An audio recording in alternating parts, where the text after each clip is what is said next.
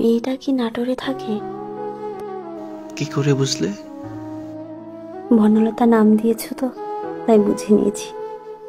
তাছাড়া আমি তাকে দেখেছিও।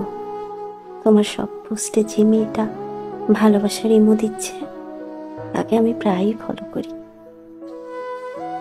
কদিন ধরে তোমাদের কমেন্ট দেখেও বোঝা যায় তোমরা স্বাভাবিক নেই।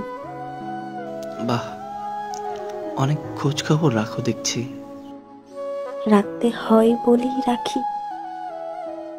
একটা সময় খুব করে চাইতাম তুমি নতুন করে কাউকে ভালোবাসো, আমার জন্য কেন শুধু শুধু কষ্ট পাবে। আজকাল যখন দেখি তুমি কাউকে ভালোবাসছো, ভালো লাগে না কেন জানি। জেলাস হচ্ছ? না না, তা নয় একদমই। ভালোবাসার মানুষটাকে কিভাবে ভাগ করি বলো তো? ভালোবাসা? এসব তুমি বলছো? এখনো আমি তোমার ভালোবাসার মানুষ আছি? ভালো লাগছে না এসব, বাদ দাও তো। হ্যাঁ, বাদই তো দিয়েছি। সেটাই বোধহয় দুজনের জন্য মঙ্গল। খুব বদলে গেছো তুমি। বদলে যেতে হয়। নতুন প্রেমিকার কপালে টিপ ঠিক করে দাও আজকাল। নীল রঙের শাড়ি পরলে বলো একদম পরীর বাচ্চার মতো লাগছে। ভালোবাসি বলার সময় আমার কথা একটুও মনে পড়ে না? না, মনে পড়ে না।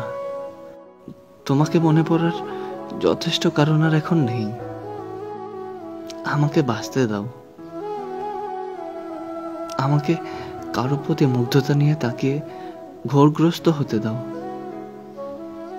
আমাকে কারো কণ্ঠ নীলার ওপর মাথা রেখে একটু বিশ্রাম নিতে দাও। আমি তো বাধা দিচ্ছি না, তুমি ভালো থাকো এটা চাই, ভীষণ ভাবে চাই। তবে সেটা অন্য কারো সাথেও হোক, তা চাই না। চাই না মানে মেনে নিতে পারি না।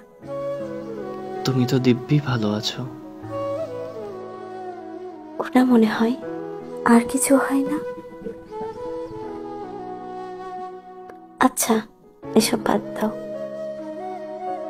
তোমার প্রেমিকাকে আমার কথা বলো, একটা প্রতারকের গল্প শুনিও। ভালো থেকো।